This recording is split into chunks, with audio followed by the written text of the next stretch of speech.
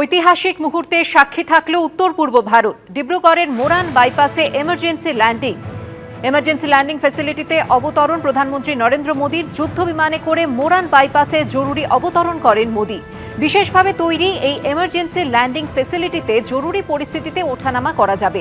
প্রাকৃতিক দুর্যোগ, কৌশলগত প্রয়োজনেও উদ্ধার ও ত্রাণ সামগ্রী বিতরণে ইএলএফ নেবে গুরুত্বপূর্ণ ভূমিকা। সর্বোচ্চ 40 টন ওজনের যুদ্ধ বিমান ও সর্বোচ্চ 74 টনের পরিবহন বিমান থেকে নামানো যাবে এখানে। এদিন ডিব্রুগড়ে প্রধানমন্ত্রীকে স্বাগত জানান অসমের মুখ্যমন্ত্রী হিমন্ত বিশ্ব শর্মা। হাজির ছিলেন কেন্দ্রীয় মন্ত্রী Sarbananda Sonowal.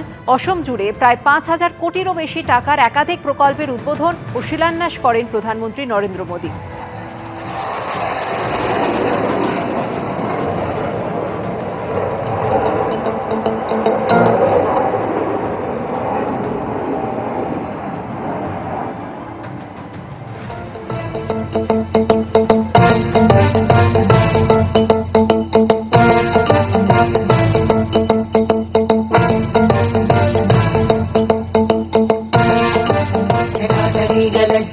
These citizens do need immediate medical attention irrespective of availability of the airfield.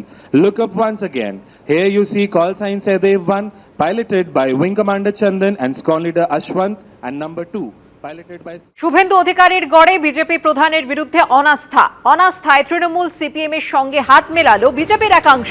বিজেপির প্রধানকে সরাতে অনাস্থা প্রস্তাবে সই বিজেপির 2 সদস্যেরও। নন্দীগ্রাম পঞ্চায়েতের প্রধান লক্ষ্মীকান্ত জানার বিরুদ্ধে এই অনাস্থা। দুর্নীতির অভিযোগ তুলে অনাস্থা প্রস্তাব তৃণমূল, সিপিএম এবং বিজেপি। প্রধানের দুর্নীতির বিরুদ্ধে এককাট্টা হয়েছে সব পক্ষ, এমনটাই দাবি করা হয়েছে তৃণমূলের তরফে। দুর্নীতিগ্রস্ত তৃণমূলই, অভিযোগ উড়িয়ে দাবি বিজেপির পঞ্চায়েত প্রধানের।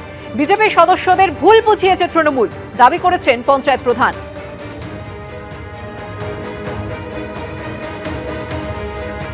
বর্তমান বিজেপি পরিচালিত পঞ্চায়েতের প্রধান, তিনি এত দুর্নীতির সঙ্গে লিপ্ত, অপরিসীম দুর্নীতি, যেখানে কাজ না করে পেমেন্ট দিয়ে টাকা তুলে নিচ্ছে, মানুষ দিনের পর দিন হয়রানি।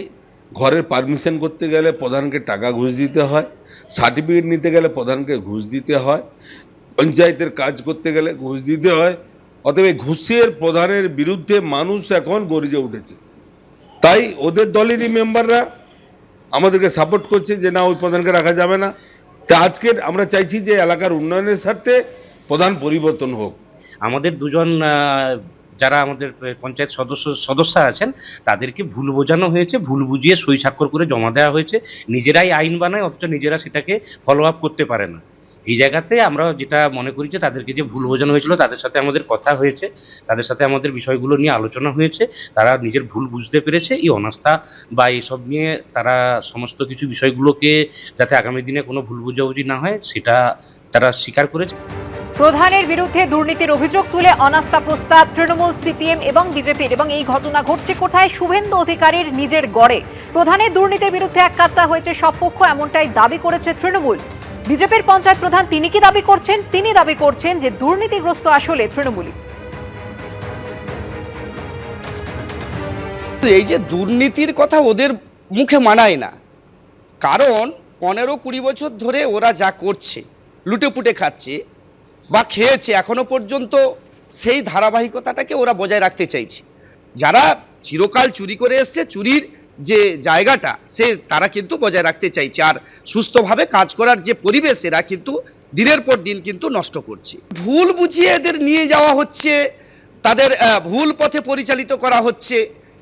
তো আশা করি, দেখুন, যারা বিজেপি আদর্শে দীক্ষিত এবং যারা সনাতনী আদর্শে দীক্ষিত, আমি বলবো যে তাদের ভুল একদিন ভাঙবেই। এবিপি আনন্দ, এগিয়ে থাকে, এগিয়ে রাখে।